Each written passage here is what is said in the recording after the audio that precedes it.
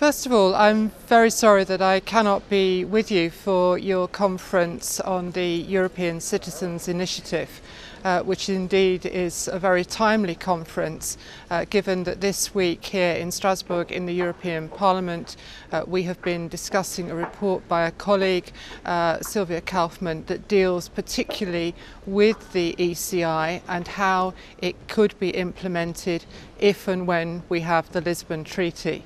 A lot of ifs and buts, but what I would like to do is share with you a few thoughts about the European Citizens Initiative and perhaps explain how I have become involved over the years in this issue.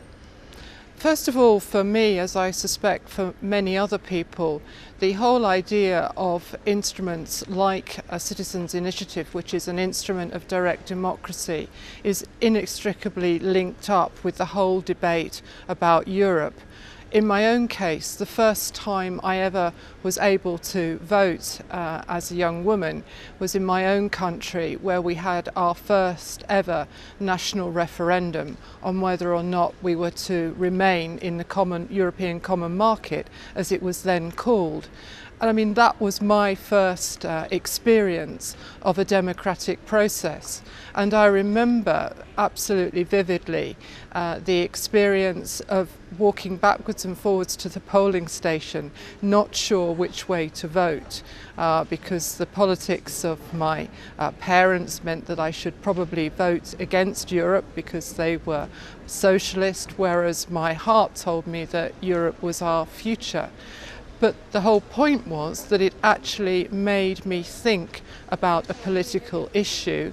It meant that I could make up my own mind and have my own voice on a political issue rather than electing somebody else to do it for me.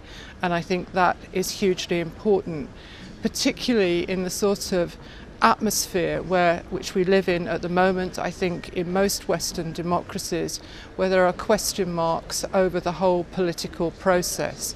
Certainly in my own country, I'm sorry to say, politicians are not held in the highest esteem at the moment. And therefore I think it is a moment in our political life, as far as possible, to bring the people in. And tools of direct democracy, like the European Citizens Initiative, are an excellent way of doing that. If perhaps I can put it in another manner, we've always been used to a model of democracy that involves electing people to make decisions for us.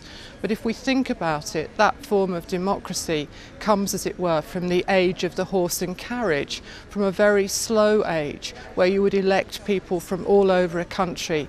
They would go off for months on end to represent their fellow citizens at a gathering in the capital normally. Well, given modern means of communications and other things, there has to be a better way of doing our politics and of involving everybody much more in decision making. Now there are all sorts of attempts to use petitions, but petitions are very negative instruments. Here in the European Parliament we've had for many years a very active petitions committee, and it provides a wonderful formal process for citizens to complain or bring to our attention matters of European law that are not working on their behalf. Now that's excellent, and it often results in information being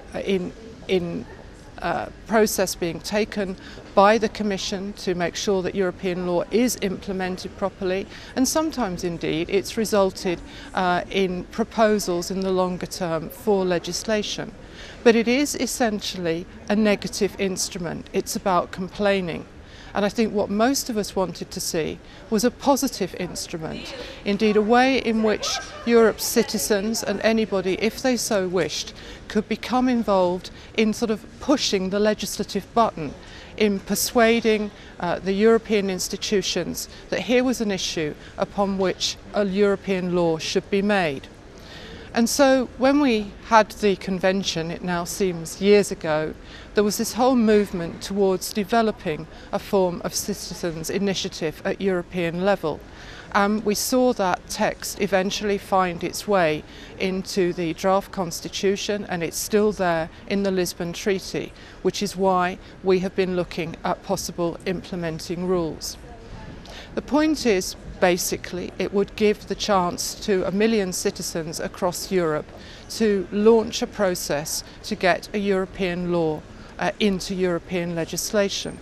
It is fundamentally something that is a request that is addressed to the Commission, but the text in the treaty is very loose, very simple. It doesn't give any of the technical details about how this would work other than 1 million signatures. Therefore, we have to decide how many, in terms of the signatures, should they come from a certain number of member states.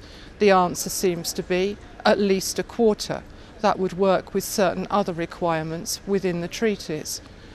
How do you go about gathering the signatures? Should there be a test before you start as to whether the request is legal?